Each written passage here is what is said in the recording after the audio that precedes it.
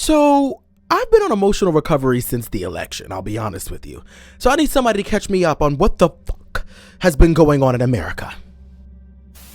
But the people have given us a resounding mandate for dramatic change in Washington, and we are going to deliver. This administration believes that birthright citizenship is unconstitutional. A judge says he will block President Trump's executive order ending the constitutional right to birthright citizenship. Elon Musk is now inside Social Security. For the first time in American history, Social Security payments are not guaranteed. President Trump's administration sent out termination notices to hundreds of workers within the FAA, and it comes as understaffing was exposed within air traffic control towers following that recent Washington, D.C. crash that killed 67 people. Trump team plans deep cuts at office that funds recovery from big disasters, raising questions about how the United States will rebuild from hurricanes, wildfires, and other calamities. The administration plans to cut the staff of that office by 84%. And we're going to make America great again. Okay, I need to go to God in prayer. Caring for myself is not self-indulgence. It is self-preservation. It is the act of political warfare. You know, Audre Lorde was actually a civil rights activist and a womanist, but if you let the internet tell it, she is the queen responsible for politicizing self-care or intellectualizing self-care. Hot. Oh, wait a minute. Okay. Yeah. The quote you just saw and heard on the screen was obviously from Audre Lorde, and it has become a meeting ground for extreme leftists and internet activists alike who debate the radical roots of rest, right? And particular, the usefulness and the utility of rest in times of social and political crisis. So as we find ourselves in this particularly precarious and exhausting political climate, I thought that contextualizing that Audre quote was a great place to start for today's conversation about the relationship between escapism and activism. So not only was Audre fighting cancer, rendering her disabled and making life significantly more difficult for her than able-bodied folk, she was also just a black queer woman in an institutionally racist, misogynistic, and queerphobic society. And we understand, either intuitively from our own personal experience or empirically from engaging with feminist texts, studying history, or just living in America, that bigotry is baked into the housing, into access to and quality of healthcare. It's in the pay discrimination in work, even down to who has the right to use what bathroom, which, by the way, they're already targeting biological women in the restrooms. They came in here in the girls' restroom because I'm a girl and they didn't think I was a girl. This mantra about self-care and relationship to political warfare has always been about daring to survive a system that is dedicated to your annihilation, right? Finding ways to be unbroken in a system dedicated to breaking your soul is self-care. And yes, the IG and social media self-care girlies have co-opted it and made it, you know, this capitalist thing where it's just buy one more thing, right? Just invest in capitalism a little bit more. But that's never really been what it's been about. Okay. So today we find ourselves in an America where there's a president that is attacking minorities, veterans, disabled folks, all through anti-DEI rhetoric and legislation, where illegal governmental agencies are being formed and granted access to Americans' most precious data, including financial data and social security number, for reasons that have yet to be clarified. The president is attacking the Constitution itself by challenging 200-year-old precedent, i.e., yes, birthright citizenship, which, by the way, I don't know if this has gotten back to you or gotten around to you, but birthright citizenship, the 14th Amendment, is directly linked to pretty much every civil right that you take for granted to this day. Interracial marriage, desegregation of schools, women's right to vote, minorities' right to vote, same-sex marriage, and so much more. They all exist because of the precedent that was set because of the 14th Amendment. Everybody say, thank you, birthright citizenship. And listen, I don't bring this up to scare you, right? I hate alarmist messaging. Often I feel like it's just a means to incite fear for the sake of media attention and profit. But in the words of Congresswoman Onika Barrage, it may be time to pound the alarm. That was just not serious at all. Genuinely, I want to remind you that we don't have the luxury of just sitting the next 4 years out like I've been hearing so many minority folks say. Do it, black people. Stay the hell home. Stay out of it. This is not our business. We didn't get us here and we're not going to get us out of it. These white folk got to do the work. Sorry, sister. No. While I understand and of course I respect the desire, right, for the labor of protest to be put on the folks who have the least to lose, right? The most privileged privileged among us, hoping that while they're targeting trans folks and immigrants today, they won't be targeting black folks, poor folks, and other forms of minorities tomorrow. But see, the gag is, they're already doing those things right now. So while we're busy being distracted by this administration's propaganda machine, we're in the middle of a constitutional crisis, the likes of which we've never seen. Well, come on, poetic justice. Girl, Maya Angelou is gagging in her grave. Oh, wait. What? But of course I understand that so much is happening so rapidly that it really feels difficult to follow everything, not just for us, but also it seems like both the courts and the media are having a difficult time following all of this. But that's intentional, right? Steve Bannon, Trump's former strategist in his first term, told us Trump's media strategy, and it's to flood the zone, which, according to a Newsweek article, means to continually attempt to overwhelm the opposition from Democrats as well as the media through a flurry of moves that would make it difficult to respond to it all at once. Translation?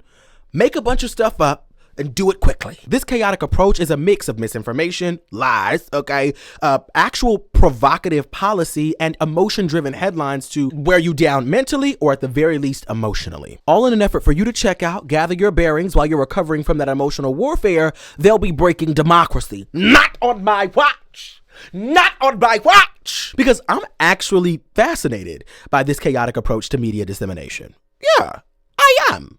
And I want my audience to be informed. So today we're going to explore that. We're going to see if we can add a filtration system to this flooded zone, right? And only take away what's necessary, what we need to fight another day. And speaking of necessary, I'll be highlighting all the pertinent issues that I genuinely feel stand out the most over the past month and a half of the Trump administration that are going to unite us. The issues that I feel like are connecting women, men, black, white, polka dot, all of the things. Yep, that's right. That includes across party lines. Democrat, Republican, and Independent. Actually, I've seen a lot of Republicans taking to the internet expressing what can only be described as buyer's remorse for voting for a billionaire and then gagging because he's implementing policies that benefit, well, billionaires. And finally, if I'm going to be honest with you, the goal of this video is to figure out how we can engage with the things that we've been running from so that we can develop a strategy that includes rest and revolution, escape and escapism. And I've actually brought on some friends to discuss that with me. I made a whole pole opera show about seduction. I love escapism. People need to stop saying that self-care is radical. I'm excited to bring them out a little bit later. They gave me a lot of food for thought because a part of the delusion that escapism provides us is that we can just sit back and do nothing and something positive will happen as a result of that. Nah, baby, you got to get in the field, but I'll hold your hand and we'll do it together. Hey, homegirl, homeboy, and homies. Welcome and welcome back to my corner of the internet. If this is your first time ever seeing my face, my name is Herbie Revolus. My pronouns are he, she, him, her, hers, and hers. And yes, that does mean that I wear pants, skirts, pearls, and purses. This is the HBC Study Hall, Herbie's Black Cultural Study Hall, which means that we're going to be engaging in a deep dive today of some sort of socio-cultural analysis. Today being escapism and activism, and how we survive Trump 2.0. But understand the study stands for students, and we're all students here. I, too, have a lot to learn. Yeah, I know. We used to call it something slightly different, but legalities. Anyway, did you know that Hitler was able to dismantle Germany's democracy in just 53 days? No, yeah, that was a lot. That was a lot. I'm sorry. Now, look, Trump is not Hitler, but he's close. He's close. And I bring that up just to remind us of how he did that thing, right? Not to compare or juxtapose anything directly to the unspeakable things that Jewish folk faced in that time. But it's just to say, I find it interesting that he used the Constitution to dismantle the Constitution. And that an early and crucial focus of Hitler was what? Yes, you guessed it. The media. Misinformation. He who controls the media controls the mind. There's a term Lügenpresse in German or lying press in English that was already really popular in Germany prior to Hitler taking over. And it really communicated the way that the people felt about the press during Hitler's rise. All Hitler had to do was exploit that, take real and valid concerns around maybe unethical practices in journalism and exaggerate them. Demonize the press that you feel like criticizes you and create the press that you want to praise you. Does that sound familiar? A few days ago, I called the fake news the enemy of the people, and they are. They are the enemy of the people. Let's move on. Meanwhile, back at the ranch, America has its own issues with media, of course contemporarily, but for decades now, right? Gallup has been producing a study that has tracked Americans' mistrust in mass media since the 70s up through 2024. And as you could see via their most recent polling, it ain't looking too good, okay? We're at an all-time low. Now listen, many would attribute this drastic decline you see in folks' trust of the media happening around the early 80s to the Reagan administration, which also happened to us around the early 80s. You know, that was the administration responsible for removing the Fairness Doctrine, a rule that said that news outlets had to show opposing views on their programming. A lot of people think that that led to the fringe news outlets that we have today, like Fox, where the girls are just, you know, saying whatever they feel, and often it feels like there's no journalistic integrity. I don't know. I think those people are largely correct. I too would blame that box-faced, beef-neck, bad-built, Bible-thumping queen, but that's just me. Anyway, the library is closed, so reading aside, identifying the problem means nothing if we can't change our current and future circumstance. In 2020, Barack Obama had this to say about the current climate of the media. The lines have blurred now between propaganda and what we would consider journalism in a way that has been described as truth decay. You know, you've got an epistemological problem where people don't know now entirely what's true and what's not. An epistemological problem. That was the part that stood out to me. Epistemological. Because an epistemological problem asks, how do we know what we say we know? Right? And how can we justify that knowing? What people are looking for, it feels like, are regulations, metrics, safeguards, something to let them know that what they're reading is factual. And I believe this is a multiplex issue that requires a multi-pronged approach, right? The first of which is to vet wherever you're getting your news from for media bias, right? Which can be difficult because oftentimes our own political and social biases cloud our ability to identify what's just a difference in political perspective, right? It's not what you're saying may be fact, just the way that you're viewing it may be what's bothering me. Or is this a contravention of the standard of journalism? Is this a flat out lie? There are so many tools that you can use for this, and I want to underscore that. I know I have many in my misinformation arsenal, or that I try to use as frequently as possible. But today, I did want to highlight a star player in my toolkit, yes, and that includes Straight Arrow News. So as many of my regular viewers are aware, I've been using Straight Arrow News for about a year now. So I want to thank Straight Arrow News for partnering with me on today's video because you guys have become an integral resource for me in my continued attempt at prioritizing accuracy in my work. The ease of simply being able to just click an app and be exposed to a variety of perspectives across the political spectrum via, and I cannot express this enough, fact-based journalism has been a godsend. Many of my returning homegirls are already familiar with their bias distribution tool, which gives you an idea of the media landscape of every story. But if you're not, essentially the bias distribution tool shows what outlets are covering a given story and groups those outlets according to their bias ranking based on 3 independent news monitoring organizations. And it's important that I note that these news monitoring organizations assessing the biases of any given platform are independent because it illustrates why I believe this platform to be trustworthy and fair. Y'all know I am a chronically online girly with a particular politic. So that means I fall into the bucket of 54% of Americans who, according to Pew Research, get at least some of their news from social media. Unfortunately, social media platforms put us in algorithmic echo chambers that only further this issue of division and misinformation we're trying to solve. Straight Arrow News is providing access to fact-based information across the political spectrum so that we can better understand our fellow Americans. Listen, information is power, girl, and we can't justly fight against, nevertheless communicate with the opposing group without trying to understand the aforementioned opposition. So I would encourage you to use this link on the screen or click the link in the description box down below to download the app with ease. I promise you, using the SAN app makes engaging with news less intimidating and just easy. Really easy, girl. All right, back to the video. We know they're using the media to distract us or at the very least, distort the truth. So it's time to shine some light on these hoes. Let's expose what they're trying to hide. Project 2025, the not so hidden agenda. Project 2025. That's a term that I feel like at this point we're all familiar with in name or maybe loosely with a couple of policies that directly impact us or the communities that we care about.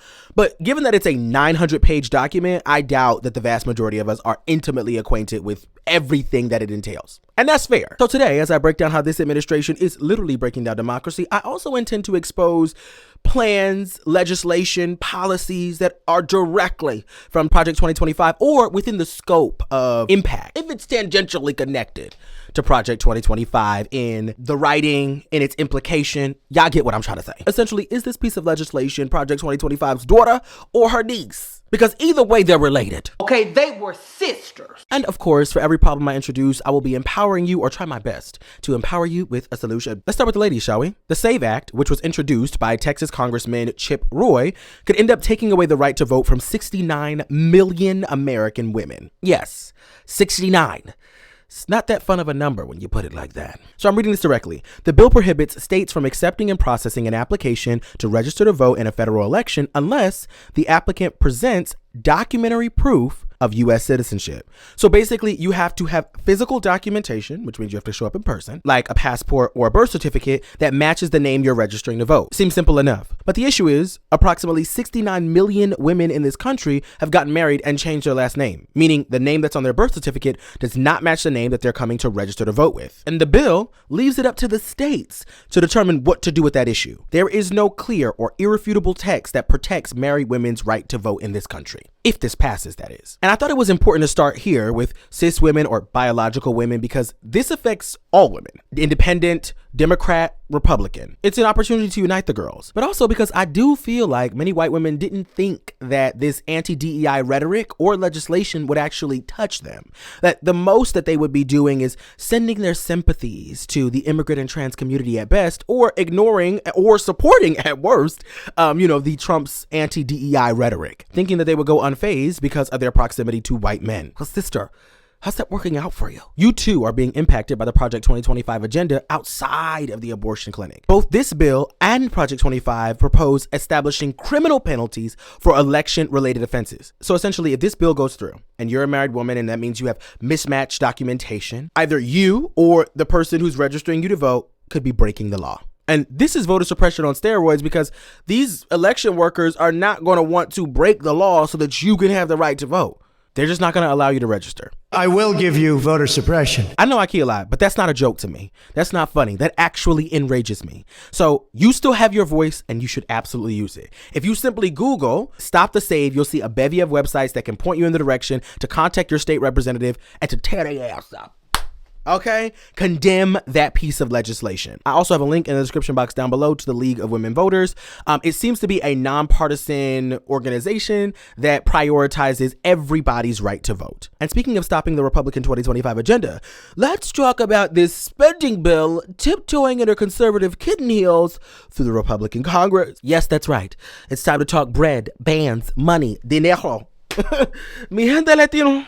The spending bill that they're proposing right now would cut Medicaid and Medicare by $880 billion. That's B with a B. $billion. Food assistance programs like food stamps and WIC to the tune of $230 billion. And of course, they hate an educated public because educated people talk back. Talk to me, I talk back. They're proposing a $330 billion cut to education. I'm sorry, when 54% of the population reads on a 6th grade level and only 26% of Americans can name all 3 branches of government, you shouldn't be cutting that has to do with education. You shouldn't be cutting that has to do with education. But that's not even the part that got me. The part that got me is not what they're taking money away from. It's what they're allocating those funds to. Tax cuts. For who? I'm sorry, I can't hear you. Yes, the ultra wealthy, to the tune of $4.5 trillion. Now this is with a TR. Hey! This is with a TR. $4.5 trillion. And how do I know it's for billionaires and not you and I, you ask? I'm so glad. I'm so glad you asked that. Well, I know because the United States Senate was duking it out until 4 a.m. the other night over a budget resolution. That battle between the Democrats and the Republicans in the Senate exposed exactly who this tax cut is for. Connecticut Senator Chris Murphy said this in a tweet. It's 4 a.m. Still debating the Republicans' billionaire tax giveaway. We offered an amendment to say no tax for those making over $10 million. Every Republican said no. We tried $100 million. Every Republican said no. We tried $500 million. Cash. Every Republican a no. You see what's going on here? Why, yes. Why, yes, we see it. Our eyes work. Who does that leave, baby? Billionaires. But all is not lost. Trust me, all is not lost because the big fish is in the House of Representatives. They're the ones who proposed the spending bill that Trump called one big beautiful bill, wraps it all up in a bow for her. So let's take a look at this beautiful bill and see who's actually footing the bill of this cosmetic procedure. And I have it all listed in front of me because this is publicly available knowledge on congress.gov. So they want to cut $880 billion from the Committee of Energy and Commerce. Now, while $880 billion is a huge number, it is important to note, to be fair, that the Committee for Energy and Commerce has the broadest jurisdiction of any committee in Congress. So they oversee a lot, right? Food and drug safety. They oversee public health. And yes, you guessed it, Medicaid and Medicare. Now, considering their focus is so broad in scope, it can be argued that maybe Medicaid and Medicare isn't what they're actually going after.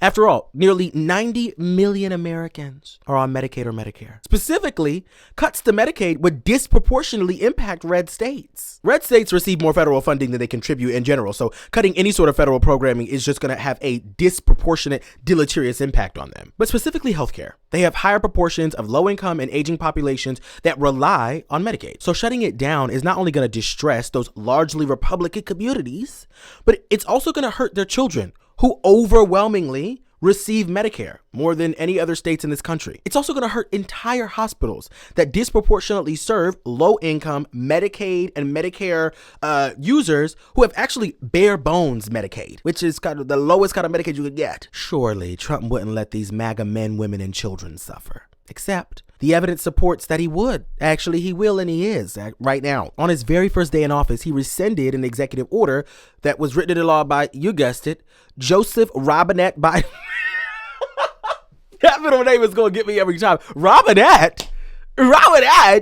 Joseph Robinette Biden that actually served to strengthen the protections of Medicaid. And he's not new to this. He's true to this. In his first term, there were countless attempts at slashing Medicaid and Medicare funding. And unfortunately, my red state sisters often are blinded by their racism, their racist ire against this Obamacare word, that they're willing to lose access to healthcare as a result of that. So I want to talk directly to Republicans and MAGA voters, my fellow Medicaid recipients. I'm going to hold your hand when I say this. I know, don't jump. It's a black hand and you're scared. This is some scary shit. But just consider this a black hand out, just like those governmental handouts you so readily receive. What? Right? I'm not your enemy, baby. I'm not your enemy. What? Billionaire corporate greed is your enemy, baby. And it's tearing your ass up. It's tearing our ass up. Not just you, me too. Now, grab a pen and a pad and write this down. Okay? I'm going to give you the number to Luigi Mangione's lawyer. You do whatever you feel creative. Use your creativity on what to do with that. Okay? Now, while you're writing, jot this down. They're also cutting $230 billion from the Committee of Agriculture. Now, I know a lot of people, when they hear agriculture, they think farming and, cows and things of that nature. And it does include that.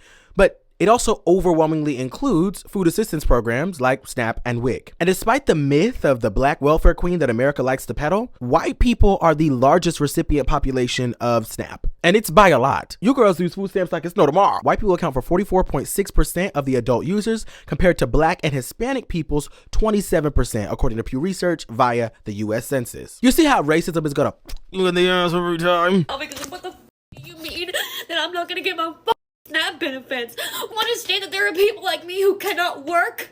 Do you understand there are people like me who have kids who cannot eat? Girl, we could fix it. This is just a budget proposal, which means you still have time to write, email, call your state representatives, your senators, and condemn this bill. Annoy them. It makes a difference. More than anything, they want your vote again, right? And we have the midterm elections in 2026 and the special elections this year. These people want to stay in power. So use your voice and your vote to direct them in a direction that's going to be helpful to you and me and us and the people. The people. It's their job to negotiate on our behalf, not the other way around. But we have to make our interests known and do so loudly. And we also have to be informed about what specifically it is we're condemning or protesting, right? So I'll end here. They want to cut $330 billion from education, like I said, but that's not the part that behooved me. The part that behooved me was they want to add $100 billion to armed services and $4.5 trillion to the Ways and Means Committee. Now, you girls may be like, well, they're adding it to a committee. How do I know that's going to result in tax cuts for the rich? Well, we know Trump's previous tax cut plan disproportionately benefited the rich and or the top 0.01%, and they want to re-implement those. But also,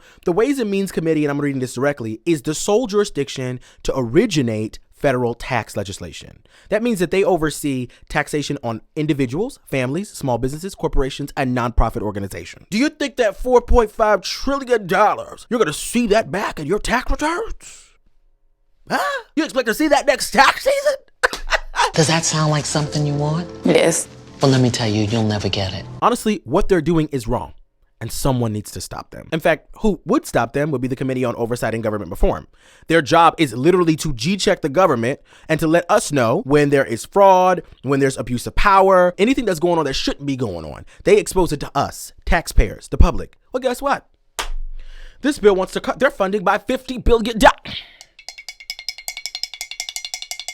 Nicki Minaj! Pound the alarm! Girl!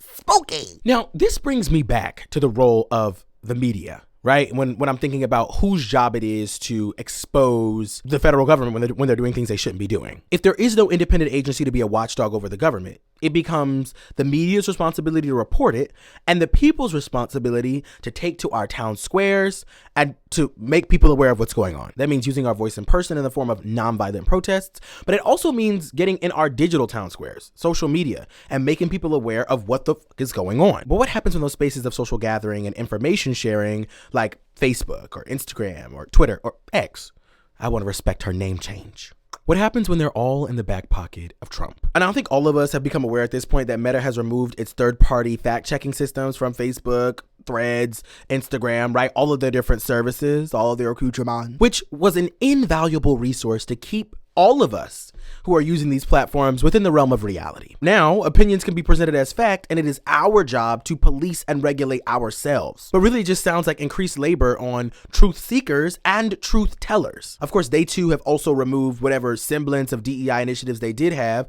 and now you can call minorities or compare minorities to diseases and question the mental health and mental fortitude of queer folks. Honestly, it's just a clear deterioration of truth and human decency, the kind needed to engage in actual rigorous discussion or even a debate that can move culture forward. In order for us to have conversations where people are actually listening, new ears are listening, and we're not speaking in an echo chamber, people have to feel like the context of the space allows for people's humanity to be respected at the very least, right? And like we're both operating within the same realm of reality. Meta is terrible, but she pales in comparison to X. Since Elon's acquisition of X, they moved to a freedom of speech and not freedom of reach model, right? Which essentially says that you have the right to say whatever you want, but you don't have the right to reach as many people. So we will suppress certain content that violates our policies and norms. But given Elon's political positioning on the woke mind virus,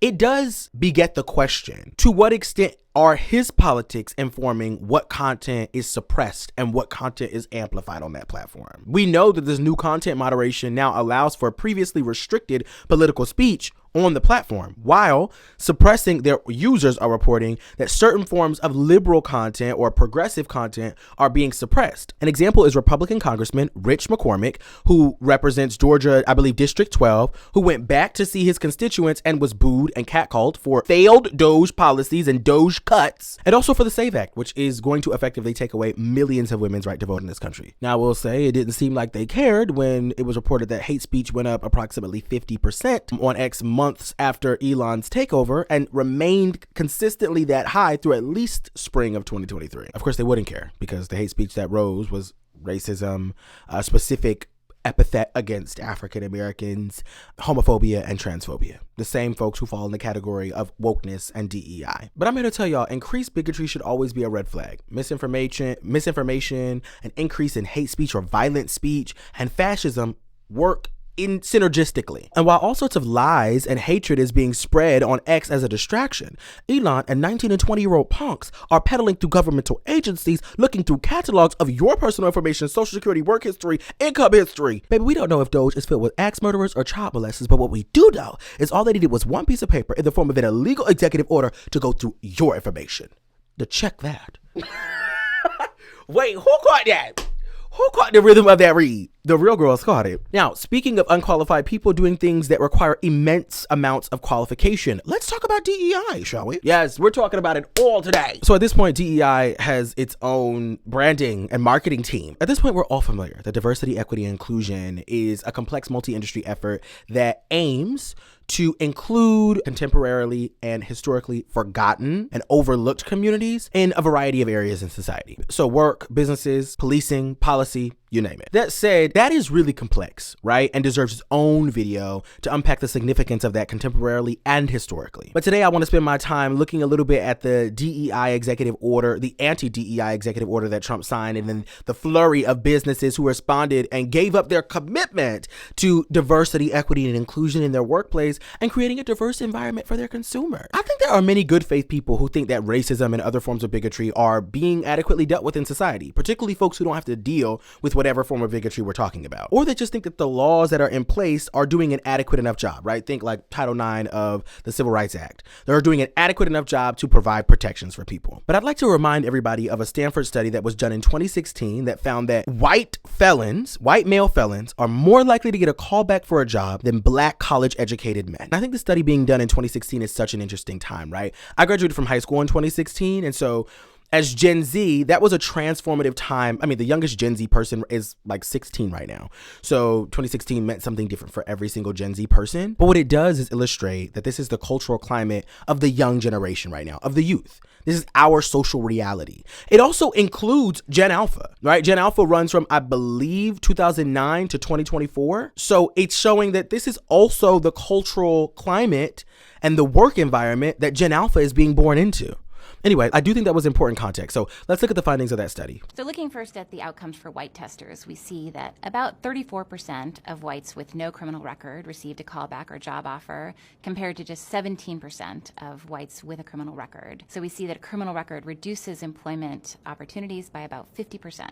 In the case of black testers, 14% of those with no criminal background received a callback or job offer, relative to just 5% of blacks with a criminal record. When we compare the outcomes of the black and white testers side by side, what's most striking is the direct effect of race on the outcomes of these young men. A black applicant with no criminal background received callbacks or job offers at about half the rate of an equally qualified white applicant. But the most surprising finding was really related to blacks with no criminal background relative to whites with a felony conviction. We find that a white applicant with a felony conviction fared just as well, if not better, relative to a black applicant with a clean record. This suggests that being black in America today is essentially like having a felony conviction in terms of one's chances of finding employment. That video never gets old to me. What does get old is having to remind people that black women are the most educated demographic in this country.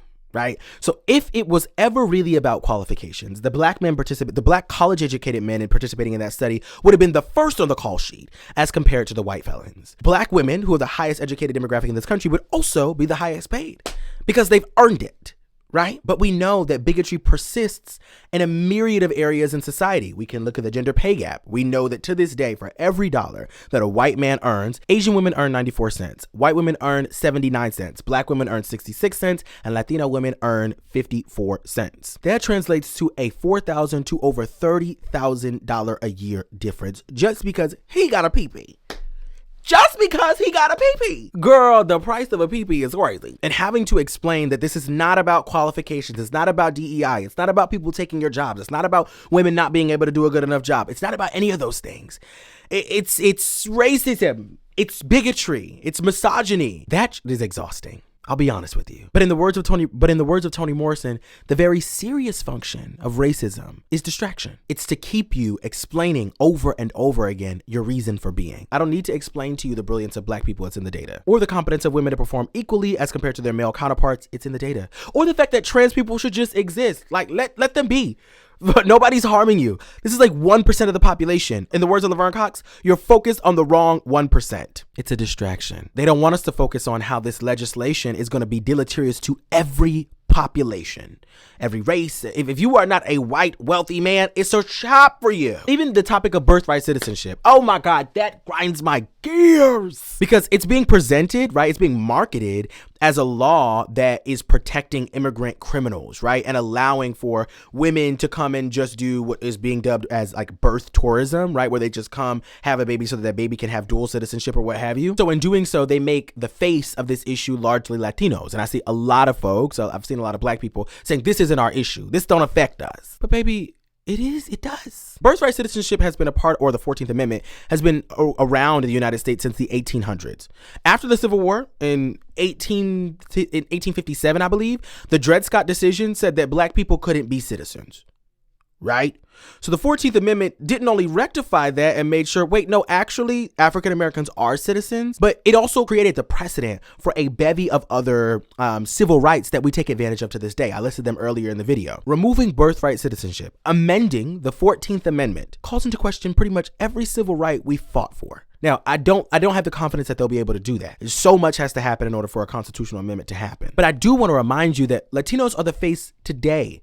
In 1868, black people were the face. In 1898, Chinese people or Asian people were the face. If you remember, the reason why immigrants are considered citizens and have access to birthright citizenship was because of a Chinese man named Wang, I think I have his name written down, Wang Kim-ark, a Chinese American who was born in America, but his parents were born in China. And the Supreme Court decided that because he was born in America, 14th Amendment applies to him and all immigrants. So the face of this issue will continually change because who's the target at the moment? The white supremacist agenda of Project 2025 is clear on creating a country and an agenda that only benefits the broligarchs, that only benefits billionaire white men. We have to be equally strong in our conviction and our resistance, equally united in our resistance strategy. As we're coming to a close, I do want to talk about what it will take to survive Trump 2.0 or to fight Trump 2.0. But first, a brief coffee break. Check in with yourself. How are you feeling? Are you okay? It's okay. I just threw everything but the kitchen sink at you. I know it was a lot. So I interviewed two of my favorite progressive minds and YouTuber friends, Khadijah Mabo, who I had on as a guest on my show, Homegirl Hangout. You can find that episode on the Patreon or on my second page. And FD Signifier, Feek. That's for a project that he's going to be putting out later. They both give me their thoughts on the role of escapism in our activist fight.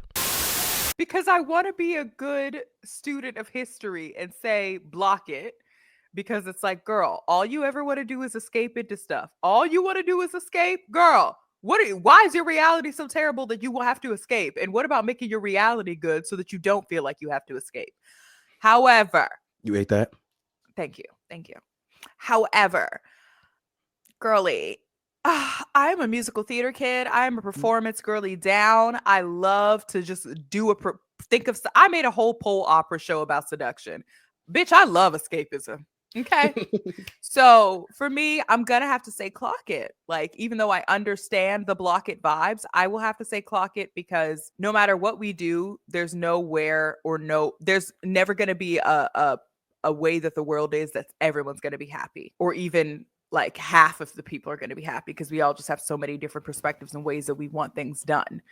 So I think it is fair to assume that escapism is always going to be there, even if we live in a really nice society for ourselves. We're always going to want something maybe a little bit different, or because a lot of us can't be satisfied, unfortunately. People need to stop saying that self-care is radical. Self-care is important to extrapolate. Escapism is, I think, important. I need to take a break from all this. We need fantasy. It's something I said in a video I just did a little while ago with the Joker on it. I was like, yo, we spend too much time talking about how this piece of media is bad and not enough time celebrating the media we have that imagines the world we actually want, or at least presents the politics in a way that is inspiring and aspirational. And there's so much stuff. Star Trek is all about a post-capitalist apocalypse world. You know what I'm saying? Coming together, all these humans and races are coming together. And now they're just fighting space monsters, or, they're fighting space fascism. Low key. Right. Because they fixed their own shit. So now they're fighting fascism in space. Yeah, I agree. I have a very similar approach. I too am a theater gay. And so for me, fantasy is so important. I feel like also like you need space to recharge, to come back, to work, to create a better reality for yourself and the people that you care about. Like, Yes. we need that duality because we don't yet exist in a utopia, and I'm not sure if that's attainable.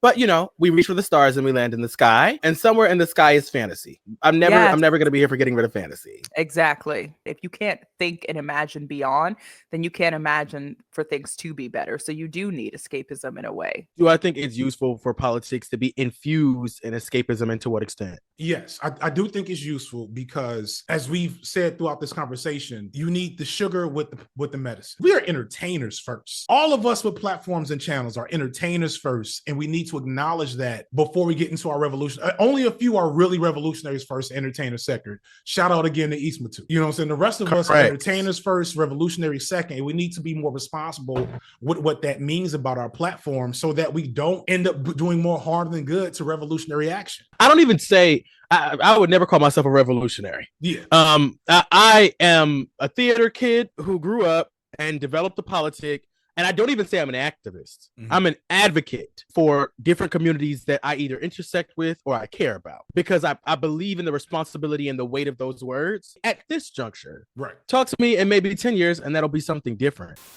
You know, I was watching Stacey Abrams' podcast, Assembly Required, and you guys should watch it. She's incredibly brilliant and always has on really brilliant people who provide a lot of information if you're into that kind of thing. But there was an episode that she had where Cory Booker was on, and he said something that I felt was so profound. He said, "Don't let your inability to do everything undermine your determination to do something." Don't let your inability to do everything undermine your determination to do something. We've covered a lot of political ground and exposed a lot of this administration's nastiness, and that can be a lot. Little old you can't do it all, okay? And you shouldn't expect of yourself to do it all. It's important to take a breath, to take a beat and breathe. Think about what you can do, what change you can affect, right? And implement that. Commit to that. That in and of itself is radical. Change is often incremental, but it is always collective. So if we are all doing small things, we can make a big change. Oh my God, all these platitudes that I'm using, it sounds cheesy. I'm getting the ick, but it's true. Now, of course, we've spoken a couple times about how you should get in contact with your local representatives and really shake the legislative branch, Congress, to do their job. Wake up and fight for us, particularly those folks who are in red and swing states. Irritate the hell out of them, right? That's our job. We should be agitators and disruptors. We need to disrupt their peace. Otherwise, who are they negotiating for? Who are they working for? But there are other resistance strategies, including peaceful protests, right, in person and online, boycotts and suing. Yes, that's right. I will see you in court. I will see you in court. There have already been countless lawsuits against Trump's administration policy and various different civil rights violations. But you and your state attorney have the right to sue as well. Actually, state attorneys are already doing that. I actually have it listed here. A coalition of 23 state attorney generals, led by California and New York, filed a lawsuit to block the federal freeze.